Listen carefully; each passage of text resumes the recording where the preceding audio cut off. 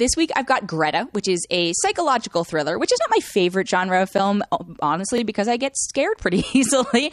But it was the biggest film opening this week, and I appreciated that it had 2 female leads. So I was like, okay, I'll give it a chance. And it stars Isabelle Huppert and Chloe Grace Moretz. And I will say, Isabelle Huppert is awesome in this. Like, she is acting on a way different tier, plane, whatever, than the rest of the people in this movie, because the rest of the people in this movie were really doing a bad job. And it's a shame, because Chloe Grace Moretz has given some really great performances in her life, but this is just not one of them. But it's about the 2 of them. Isabelle Huppert plays kind of a, older-ish woman living on her own in New York. Chloe Grace Moretz plays a young millennial who has recently moved there out of college and lives in a way too nice of a Manhattan apartment. And they explain, like, oh, her friend's dad bought it for her. But I was like, I hate you. Nobody should have an apartment that nice, that young in Manhattan.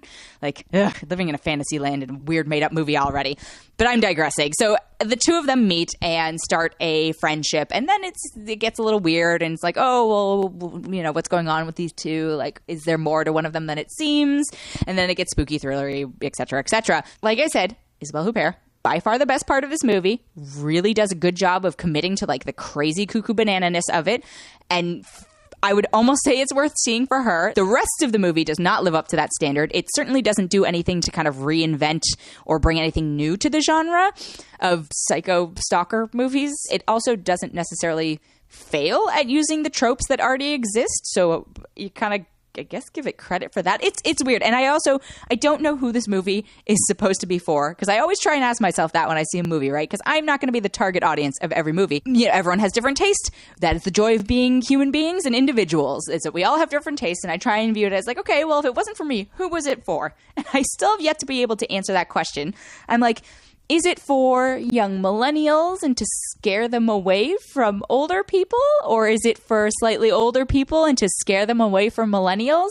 And I feel like the core gist that I took away from this was no new friends, which is fine because that's my life philosophy anyway. So I'm supportive of it in that sense. I don't think they knew who they wanted this movie to be for. And I think in doing so, they just tried to cast as wide of a net as possible. And in doing so, they lacked the specificity to make it a truly special film. And so it just kind of falls into this, okay, well, it's fine for like a quick thriller weekend, but it's not going to go down in the history books. It's going to fizzle out pretty quickly. Like, I don't even know who I'd recommend it to. I guess if you're a really big fan of thriller psycho type movies, this might appeal to you. But again, it's nothing super original. I will say though, Isabelle Huppert, so great in it. But the rest of it just disappointed me so much. So it's kind of a balance. So I'm going to kind of rate it somewhere in the middle and fairly exactly 2.5 out of 5.